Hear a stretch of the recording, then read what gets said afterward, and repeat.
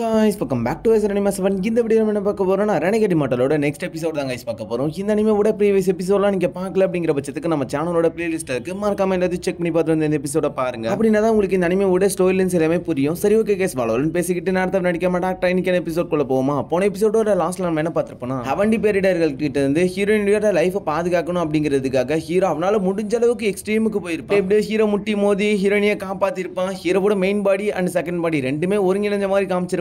இன்னைக்கான எபிசோட் அதுல தான் ஸ்டார்ட் ஆகுது.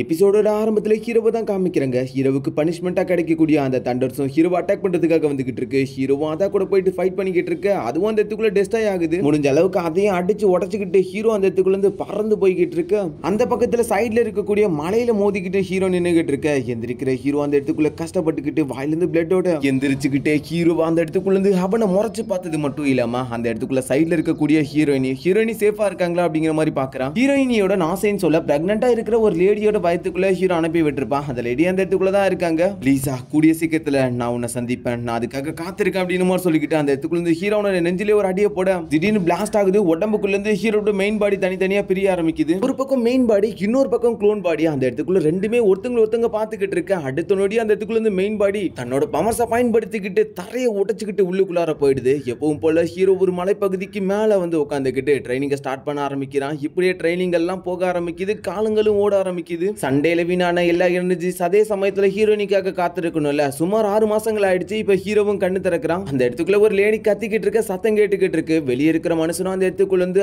ஆர்வமா சுத்தி வந்துகிட்டு இருக்க. திடீர்னு சந்தோஷப்படுறாரு. உள்ளுக்குள்ள இருந்து ஒரு பாட்டி வராங்க. உனக்கு பொன் குழந்தை பிறந்திருக்கு, அது மட்டும் இல்லாம அந்த குழந்தை கொஞ்சம் வீக்கா இருக்கு அப்படிங்கிற மாதிரி சொல்லிக்கிட்டு நீ அவளை நல்லா பாத்துக்க அப்படிங்கிற மாதிரி அந்த பாட்டி சொல்ல, நான் நிச்சயமா பாத்துக்கிறேன், ரொம்பவே நன்றி அப்படிங்கிற மாதிரி அவன் சொல்லிக்கிட்டு இருக்க. அதே சமயத்துல இந்த பக்கம் அந்த பாட்டி அமைதியாறாங்க. உள்ளுக்குள்ளார அவனையும் அனுப்பி விடுறாங்க. ஹீரோவும் இதை எல்லாத்தையுமே ரொம்ப லாங்ல இருந்தே வேடிக்கை பார்த்துக்கிட்டு தான் இருக்கான். ஹீரோயினி தான் பிறந்திருக்காங்க அப்படிங்கிற போது ஹீரோக்கு தெரியுது. இப்போ நைட்டு வேலையும் வர ஆரம்பிக்குது. ஹீரோ அந்த இடத்துக்குள்ள ஒரு ஸ்பிரிச்சுவல் ஃபார்மா மாறி வர ஆரம்பிக்கிறான். ஹீரோயினி பிறந்திருந்தாலும் பட் நாசைன்னு சொல் இந்த குழந்தையா கூட இணைஞ்சிருக்கான் அப்படிங்கிற மாதிரி அதெல்லாம் செக் பண்ணி பார்க்கணும். ஹீரோவு வந்த உடனே அந்த இடத்துக்குள்ள இருந்து அவனோட பவர்ஸ் யூஸ் பண்ணிட்டு குழந்தையை செக் பண்ணி பார்த்துக்கிட்டு இருக்கேன். உள்ளுக்குள்ளார ஹீரோயினியோட அந்த சோல் இருக்கு. நான் போட்ட பிளான் சக்சஸ் ஆயிடுச்சு அப்படிங்கிற மாதிரி சொல்ற ஹீரோ அந்த இடத்துக்குள்ள தன்னோட எனர்ஜிஸ் யூஸ் பண்ணிக்கிட்டு மைண்டுக்குள்ள இருந்து எதையும் எடுக்கிற மாதிரி காமிக்கிறாங்க. இல்ல ஏதோ சீல் பண்ற மாதிரி காமிக்கிறாங்க. உன்னோட இந்த நாசைன் சோல் ரொம்பவே வீக்கா இருக்கு. உன்னோட நினைவுகள் திரும்ப கண்டிப்பா 18 வருஷங்களாச்சு ஆகும். அந்த நாள்ல கண்டிப்பா இந்த ஹெவன்லி பேரிடர்கள் திரும்பவும் வர வாய்ப்புகள் இருக்கு. அதை எதிர்க்கிறதுக்கு நான் தயாரா இருக்கணும் அப்படிங்கிற மாதிரி அந்த இடத்துக்குள்ள ஹீரோ சொல்லிக்கிட்டு இருக்க. இதோட சீனை கட் பண்றாங்க. அப்படியே ஒரு வருஷத்துக்கு அப்புறம் தான் காமிக்கிறாங்க. திடீர்னு சூ கிங்டத்துக்கு சட எல்லாரும் வந்துகிட்டே இருக்கானுங்க. யாரா இவனுங்களான்னு பார்த்தா எல்லாருமே பார்த்து முடிஞ்சுங்க தான். சீனியர், இது சூ பிரதேசம் தானே. இந்த இடத்துக்குள்ள நீங்க நிறைய நாட்கள் இருந்திருக்கீங்க. இந்த இடத்தை பத்தி உங்களுக்கு நல்லா தெரியும் நினைக்கிறேன்ற மாதிரி சொல்லிக்கிட்டு இருக்க. ஆமா, எனக்கு இது பழக்கப்பட்ட இடம் தான். இருந்தாலும் சில காலங்களா இந்த இடத்துக்குள்ள சில மாற்றங்கள் இருக்கு. அவனதுக்குள்ள ஆமா இந்த மவுண்டன்ல சில மாற்றங்களை நான் கவனிச்சிட்டு வந்துகிட்டு இருக்கேன் அப்படிங்கிற மாதிரி சொல்ல இவனுங்க பேசிக்கிட்டு இருக்க. அதே சமயத்தில் திடீர்னு சைட்ல இருந்து ஏதோ ஒரு சத்தம் ஒண்ணு கேக்குது. எல்லாருமே அந்த இடத்துக்குள்ள அதிர்ச்சியோட பாத்துக்கிட்டு இருக்கும்போது ஒரு பெரிய டெலிபோர்டேஷன் ஃபார்மேஷன் மாதிரி தெரியுது. அதுக்குள்ள இருந்து ஒருத்தன் வெளியே வந்துகிட்டு இருக்கான். இவன் வந்திருக்கான்ல, இந்த நாட்டோட பேரு சூசாகு நாடு அப்படிங்கிற மாதிரி சொல்றாங்க. ஃபோர் நேஷன், அதுக்கப்புறம் சூ கிங்டம், டெவில் கல்டிவேட்டர்ஸ் அப்படின்னு டிஃபரெண்டா இருக்குல்ல.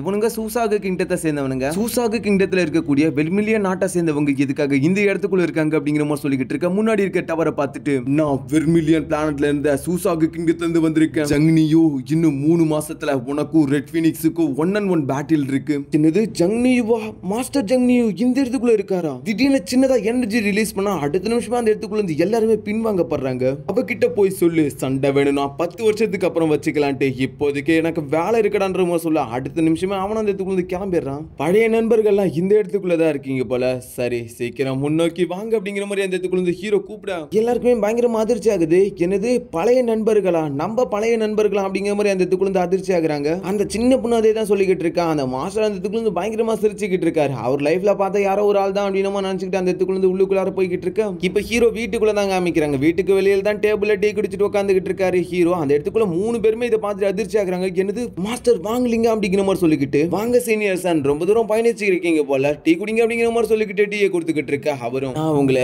எப்படி கூப்பிடுது மாஸ்டர் வாங்க வாங்லிங்கா இல்ல ஜங் நியூவா அப்படிங்கிற மாதிரி சொல்ல பேர் எல்லாமே ஒண்ணுதான், நேரத்துக்கும் இடத்துக்கும் ஏத்த மாதிரி அது மாறிக்கிட்டே இருக்குன்ற மாதிரி சொல்ல அந்த பொண்ணும் சீனியர் என்ன தயவு செஞ்சு மன்னிச்சிருங்க, நான் யாரு அப்படின்றது தெரியாம உங்ககிட்ட தப்பான முறையில நடந்துக்கிட்டேன். நான் நினைக்கிறது சரியா இருந்தா நீங்க எல்லாருமே இந்த பொண்ணோட அப்பாவோட உடலை கண்டுபிடிக்கிறதுக்காக தானே போறீங்க, இம்மார்டல் கல்லறைக்கின்ற மாதிரி சொல்ல அவரும் சிரிச்சுக்கிட்டே நீங்க சொல்றது சரிதான், நீங்களும் வரதா இருந்தா வரலாம், நிறைய வாய்ப்புகள் இருக்கு அப்படிங்கிற மாதிரி அவன் சொல்லிக்கிட்டு இருக்கான். சீனியர் சன் உங்களா கூட வந்திருக்காருன்னா கண்டிப்பா இதுக்கு வேற காரணங்கள் இருக்கலாம் அப்படிங்கிற மாதிரி சொல்லிக்கிட்டு இருக்கேன். முன்னாடி இருக்க அந்த பொண்ணும் சீனியர் ஜூனியரான என்கிட்ட ஒரு மேப் இருக்கு, அந்த மேப்ல மாட்டல் நினைவு சின்னத்துல ஒரு ரீஇன்கார்னேஷன் ட்ரீ இருக்கு அப்படின்னு மென்ஷன் பண்ணிருக்காங்க. அந்த இடத்துல உட்காந்து ட்ரைனிங் பண்றது மூலமா சோல் டிரான்ஸ்ஃபர்மேஷன் ரிலீமோட சக்திகளை அதிகரிக்க முடியும். ஹீரோ நீ சொல்றதெல்லாம் சரிதான், இருந்தாலும் அதோட சக்தி நாசேன் சோல் ரிலீம்ல இருக்கக்கூடியவங்களுக்கு மட்டும்தான் பயனளிக்கும். டிவைன் டிரான்ஸ்ஃபர்மேஷன் ரிலீமோட மிடில் ஸ்டேஜ்ல இருக்கவங்களுக்கு அது எதுக்கு தேவைப்படுது அப்படிங்கிற மாதிரி ஹீரோ கேட்க அவருக்கு அந்த இடத்துக்குள்ள இருந்து சந்தேகமாகுது. பரவாயில்ல இவ்வளவு சீக்கிரத்துல கண்டுபிடிச்சிட்டாரான்னு. மாஸ்டர் வாங்லிங் ரொம்பவே ஈர்க்கக்கூடியவரா இருக்கீங்க, நீங்க சொன்னதும் சரிதான் பாப்பா,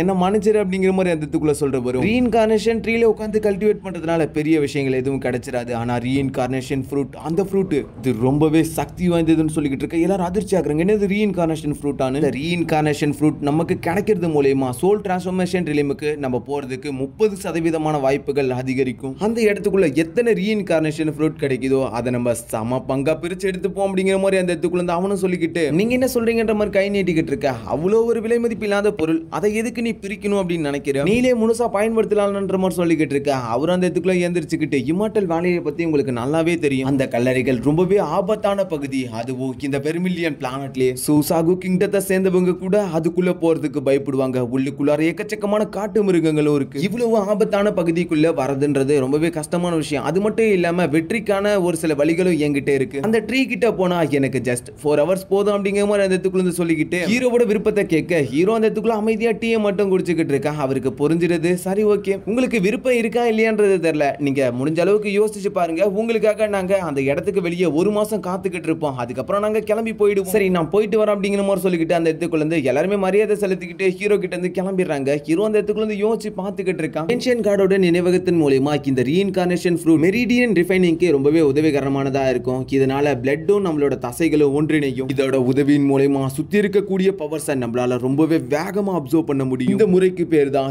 ஏன்ஷியன் காட் பாடி ரிஃபைனிங் அப்படிங்கிற மாதிரி அந்த இடத்துக்குள்ள இருந்து ஹீரோ சொல்லிக்கிட்டு இருக்கான். எனக்கு கண்டிப்பா அது தேவைப்படும் அப்படிங்கிற மாதிரி அந்த இடத்துக்குள்ள இருந்து ஹீரோவுக்கு தோணுது. ஏன்னா ஹீரோவுக்கு இன்னும் நிறைய பிரச்சனைகள் வரப்போகுது, அதனால இதோட சீனை கட் பண்ணி இப்போ ரெட் பட்டர்ஃப்ளை இருக்கக்கூடிய வெர்மிலியன் நாட்டை தான் காமிக்கிறாங்க. அந்த இடத்துக்குள்ள தண்ணிக்கு மேல எவனோ ஒருத்தன் நடந்து வந்துகிட்டு இருக்க, அதுக்கு மேல அவளும் உட்காந்துக்கிட்டு இருக்கான். அந்த ஜங்னியும் ரொம்பவே திமிருத்தனம் பண்ணிக்கிட்டு இருக்கான். பேட்டில் வச்சுக்கலான்னு பார்த்தா அவன் பேட்டிலுக்கு மறுப்பு சொல்றான். 3 எல்டர்ஸும் இதை கேட்பாங்கன்னு பார்த்தா அவங்க திரும்பவும் 3வது முறையா என்னையே தடுத்திருக்காங்க. அவமானப்படுத்துறதுக்காச்சும் அவனை கொல்லலான்னு பார்த்தா அதுவும் முடியல. நான் வேணா அப்படின்ட்டு அந்த பொண்ணோட கையை பார்க்கறவன் கடுப்பாயிட்டு நான் வேணா இந்த இடத்துக்குள்ள இருந்து யாருக்குமே தெரியாம மறைமுகமா போயிட்டு அவனை கொன்னுட்டு வந்துருவா. விசாரணையில இதை பத்தி கண்டுபிடிச்சா கூட பிரச்சனை இல்ல, ஒரு 100 வருஷத்துக்கு என்ன ஒதுக்கி வைப்பாங்க, அவ்வளவுதானே, நான் வெளியே போய்க்கிறேன்ற மாதிரி சொல்ல இல்ல வேணா நிறுத்துங்க, நான் அவனை கொல்லணும், நான் அவனை கொன்னா மட்டும்தான் என்னால நிம்மதியா இருக்க முடியும், அவனால என்னோட தாவோ ஹார்ட் அழிக்க முடியும்னு நினைக்கிறேன், கண்டிப்பா யாராலையும் சாக மாட்டான் அப்படிங்கிற ஒரு மெதப்புல சுத்திக்கிட்டு இருக்கா, அதனாலதான் அவனை நான் கொல்லணும்னு வெறியில இருக்கேன், அவனை கொன்னாதான் என்னோட கோபம் தீரும் அப்படிங்கிற மாதிரி அந்த இடத்துக்குள்ள அந்த பொண்ணு சொல்லிக்கிட்டு இருக்க.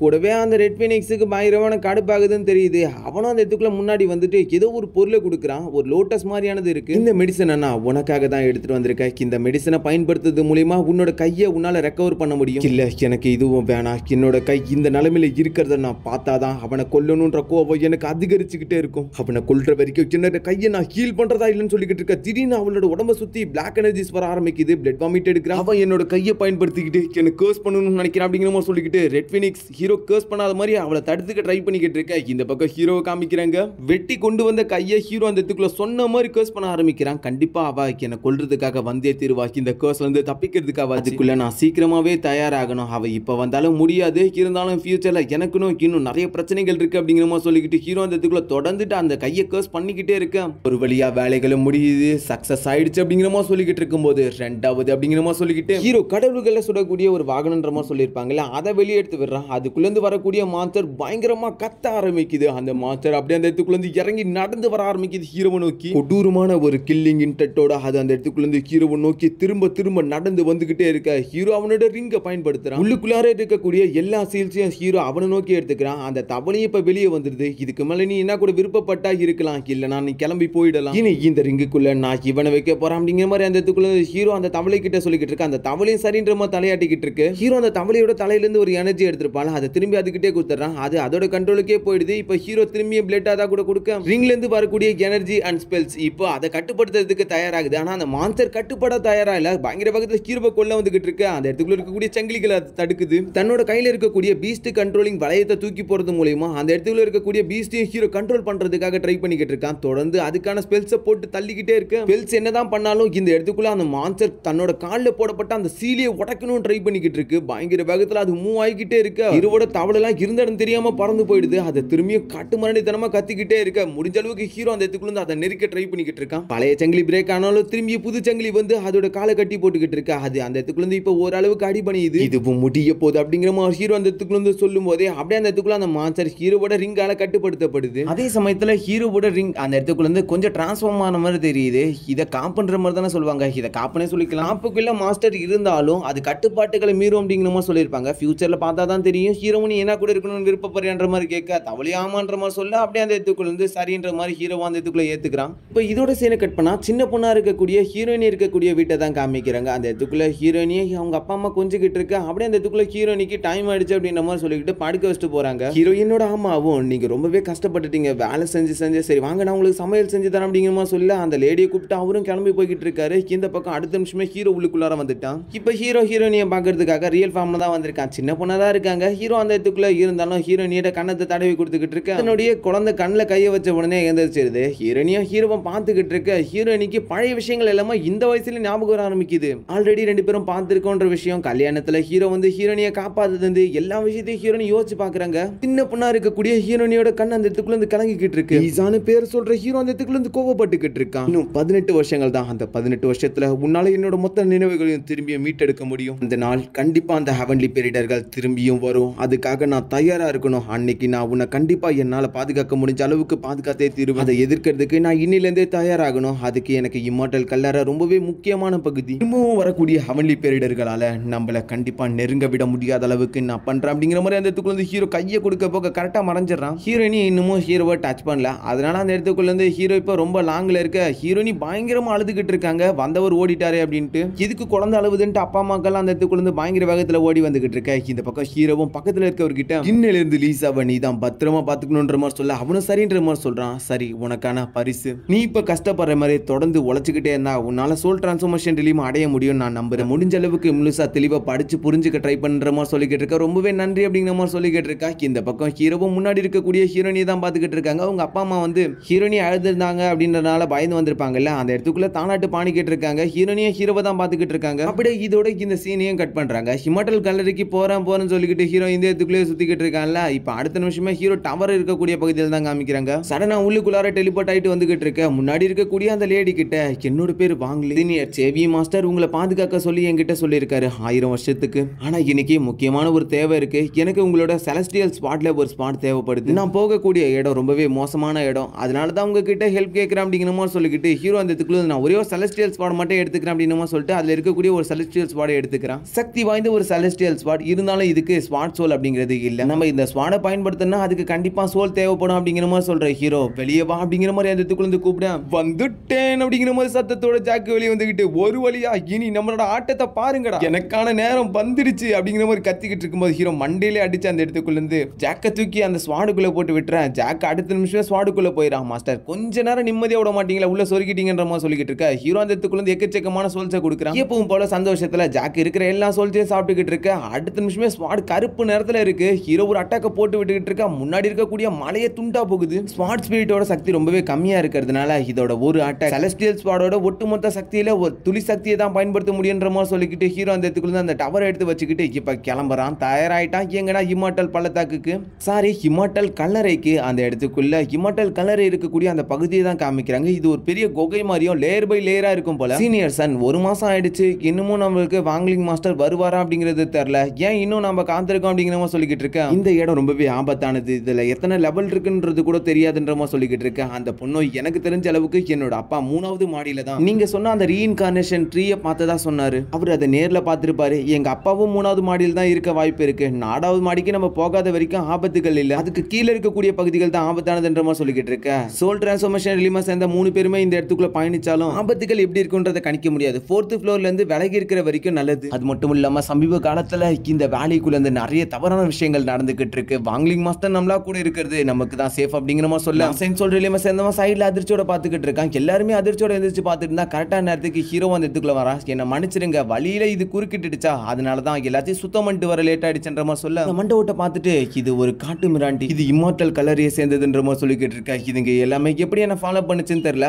ரொம்ப நேரமா இது என்ன மறைஞ்சிருந்தே தாக்க ட்ரை பண்ணி இருந்துச்சு. இந்த வேலைக்குள்ள வந்ததுக்கு அப்புறம் அது என்ன கொல்ல ட்ரை பண்ணிச்சு, நான் கொன்னுட்டேன். நாசைன்னு சொல்லிமா சேர்ந்தவ இதுங்களா வெளியே வர வாய்ப்பே கிடையாது. இந்த காட்டு மிராண்டிகளால எப்படி வெளியே வர முடியுன்ற மாதிரி சொல்லிக்கிட்டு இருக்கேன். இதுதான் எனக்கும் சந்தேகம். இந்த இம்மார்டல் கல்லறைக்குள்ள ஏதோ தவறான விஷயங்கள் நடந்துகிட்டு இருக்கு அப்படிங்கிற மாதிரி அந்த இடத்துக்குள்ள எல்லாருமே சொல்லிக்கிட்டு உள்ளுக்குள்ளார புகர ஆரம்பிக்கிறாங்க. ஆபத்துகள் நிறைஞ்சிருக்கக்கூடிய தப்பான ஒரு இடத்துக்குள்ள எல்லாருமே காலடி எடுத்து வைக்க உள்ளுக்குள்ளார இருக்கக்கூடிய இடம் ரொம்ப வித்தியாசமா இருக்கு. சுத்தி எலும்பு கூடுகளாவே கிடக்கு. எல்லாருமே உள்ளுக்குள்ளார இறங்கிட்டாங்க. வந்த அடுத்த நிமிஷமே சின்ன பொண்ணு முன்னாடி பாருங்க வாயில் அங்கதான் இருக்கு அப்படிங்கிற மாதிரி சொல்லிக்கிட்டு இருக்கேன். அடுத்த நிமிஷமே எல்லாருமே அந்த இடத்தை நோக்கி போக ஆரம்பிக்கிறாங்க. ஹீரோ முன்னாடி போய்கிட்டு இருக்கும்போது எல்லா இடத்தையும் சர்ச் பண்ண ஆரம்பிக்கிறான். இந்த இடம் ரொம்பவே பெருசுங்கிறதுனால என்னால ஃபுல்லாலாம் சர்ச் பண்ண முடியல அப்படிங்கிற மாதிரி ஹீரோ அந்த இடத்துக்குள்ள இருந்து சொல்லிக்கிட்டு முடிஞ்ச அளவுக்கு சர்ச் பண்ணிட்டு போய்கிட்டு இருக்க. திடீர்னு பின்னாடி மிருகங்கள் துரத்திட்டு வர ஆரம்பிக்குது. தன்னோட நெஞ்சிலே அது கீரல் போட்டு விட்டுற மாஸ்டர் என்ன காப்பாத்துங்க அப்படிங்கிற மாதிரி சொல்லிக்கிட்டு அவன் நின்னுகிட்டு இருக்கான். எல்லா மிருகங்களும் ஒரே நேரத்துல கொல்ல வரும்போது கரெக்டான நேரத்துக்கு மாஸ்டர் சன் எல்லாத்தையும் ஒரே அடியில கொண்டு தள்ளிடுறாரு. அதுங்க எல்லாமே அந்த இடத்துக்குள்ள இருந்து கருப்பு நிற புகைகளை ரிலீஸ் பண்ணிக்கிட்டு இருக்கு. இதுங்க எல்லாமும் காட்டு மிராண்டிகள் தான். காட்டு மிராண்டிகள் அப்படிங்கிறது செகண்ட் லேயருக்கு போனதுக்கு அப்புறம் கிடைக்கிறதே ரொம்பவே ரேரானது. எப்படி இதுங்க எல்லாமே இந்த இடத்துக்குள்ள வந்துச்சு? அது மட்டும் இல்லாம இதுங்க எதுவுமே உண்மையான காட்டு மிராண்டிகள் இல்ல. இதுங்க எல்லாமே பப்பட் தான்ற மாதிரி சொல்ல, ஏன்னா இது வெறும் பப்பட்டான்ற மாதிரி கேட்க அதுவும் இல்ல. இந்த இம்மார்டல் கல்லறையில இருக்கக்கூடிய உண்மையான காட்டு மிராண்டிகளால கல்டிவேட்டர்ஸை பப்பட்ஸா மாத்த முடியும். ஒன்னொன்னுத்துக்கும் ஒரு விதமான சிறப்பு மாற்றங்களும் இருக்கு. அதுங்களோட கண்கள் முடிஞ்ச அளவுக்கு சிகப்பு நிறத்துல காணப்படும் அப்படிங்கிற மாதிரி சொல்லிக்கிட்டு இருக்கு. அது மட்டும் இல்லாம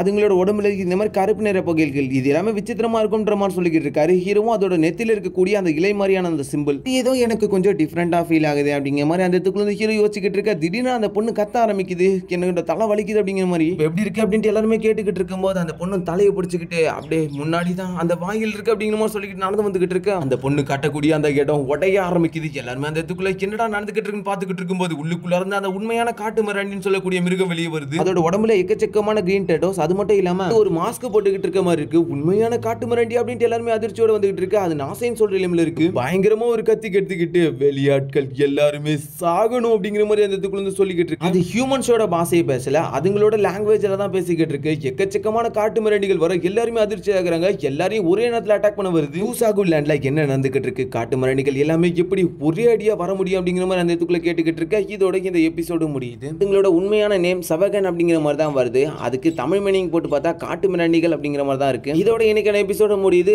ஆன்கோயிங்ல இருக்கக்கூடிய எல்லா எபிசோடும் இன்னையோட முடியுது. அடுத்த எபிசோட் வந்தாதான் அடுத்த எபிசோட நம்மளால போட முடியும். மேபி முடிஞ்ச அளவுக்கு 2 எபிசோட போட பாக்குறேன். இதுக்கு காம்படிட்டிவ் ஷோஸ் எப்படி இருக்கு அப்படின்றத பார்த்துட்டு தான் என்னால வர அடுத்த நிமிஷமே அதை போட முடியும். இனி வீக்லி ஒரு முறை மட்டும் ப்ரோ ரெனகேட் அப்படிங்கிற மாதிரி சொல்லுங்க. அதுவும் செவ்வாய்க்கிழமைக்கு அப்புறமா ரெனகேட் அப்படிங்கிற மாதிரி கேளுங்க. ஏன்னா என்னால புதன்கிழமை தான் போட முடியும். ஏன்னா வீக்லி செவ்வாய்க்கிழமை தான் ரெனகேட் மட்டும் ரிலீஸ் பண்றாங்க அப்படின்னு நினைக்கிறேன். அதனால தான் சொல்றேன். நிறைய பேர் ஆன்கோயிங் வாட்ச் பண்ணுவீங்கன்னு நினைக்கிறேன். உங்களுக்கு ஆல்ரெடி தெரிஞ்சிருக்கும். வந்துருச்சுன்னா அடுத்த நிமிஷம் எனக்கும் சொல்லுங்க. நானும் அடிக்கடி அதை செக் பண்ணிக்கிட்டே தான் இருப்பேன். சரி, வளவலன்னு பேசிக்கிட்டு இருக்க தேவையில்ல. அடுத்து எல்லாருமே எதிர்பார்த்து அந்த அனிமேவை தான் ஸ்டார்ட் பண்ண போறேன். சரி, நெக்ஸ்ட் ஒரு நாள் எபிசோட்ல சந்திப்போம். அது வரைக்கும் பை गाइस.